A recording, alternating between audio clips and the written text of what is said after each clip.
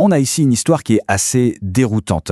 Comment est-ce qu'une même compagnie minière peut être considérée comme trop risquée pour un petit projet chez elle, en Australie, mais obtenir le feu vert pour un projet gigantesque et bien plus sensible à l'étranger? C'est ce paradoxe qu'on va décortiquer ensemble. Alors voilà le tableau. D'un côté, en Australie, un projet de mine d'or est refusé. De l'autre, en Algérie, un projet colossal de zinc et de plomb est approuvé.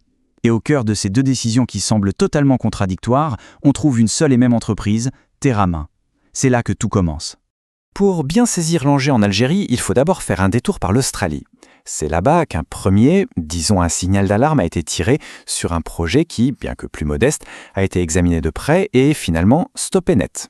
On parle quand même d'une bataille juridique qui a duré 3 ans, et la décision des tribunaux australiens a été sans appel. Malgré les millions qui avaient déjà été investis, le verdict est tombé, les risques pour l'environnement, même pour cette mine relativement petite, étaient tout simplement trop importants.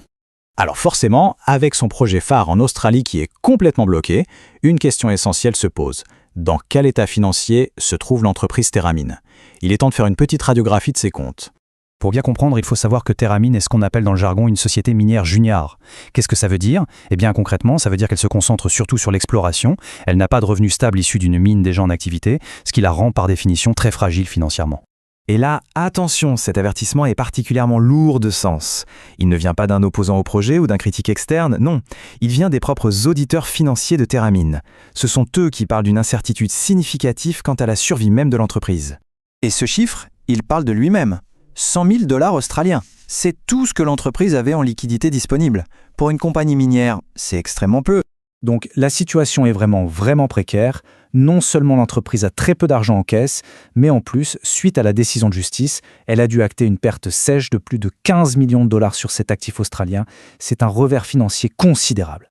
Et c'est avec cette image en tête, celle d'une entreprise financièrement sur la corde raide, que l'histoire prend une toute autre dimension.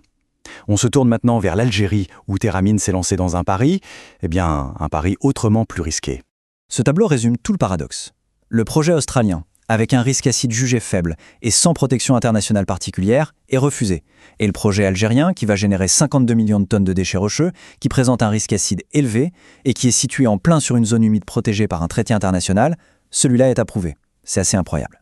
Et quand on parle de zone protégée, on ne parle pas de n'importe quoi. C'est un écosystème reconnu au niveau mondial que l'Algérie s'est engagée à préserver en signant un traité international en 1982. Mais l'impact n'est pas qu'environnemental, loin de là. Le projet menace directement un patrimoine humain et historique. Des maisons ancestrales, des tombes de martyrs de la guerre d'indépendance, tout un symbole de l'histoire algérienne. Sans parler du déplacement forcé de dizaines de familles.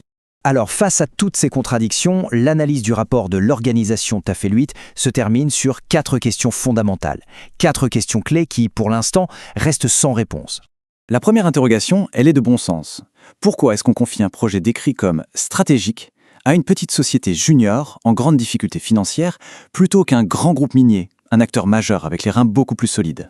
La deuxième question, elle porte sur la crédibilité environnementale. Comment peut-on sérieusement attendre de cette entreprise qu'elle protège une zone humide d'importance mondiale en Algérie, alors que la justice de son propre pays a jugé qu'elle n'était même pas capable de garantir la sécurité d'un projet bien moins risqué?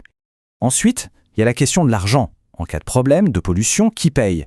Avec seulement 100 000 $ en caisse et pas de revenus, comment cette société pourrait-elle faire face à ses obligations sur un projet de cette envergure, un projet à plus de 400 millions de dollars? Et enfin, la quatrième question, c'est celle de la retombée économique réelle. Si tout le minerai brut est exporté pour être traité ailleurs, où se trouve la véritable valeur ajoutée pour l'économie locale algérienne sur le long terme? Finalement, ce paradoxe nous ramène à une question bien plus large, qui dépasse le cas de cette mine. Quelle que soit la richesse qui se trouve sous nos pieds, quel est le véritable prix à payer pour l'extraire? Un prix qui ne se mesure pas seulement en argent, mais aussi en impact sur la nature et sur la mémoire collective.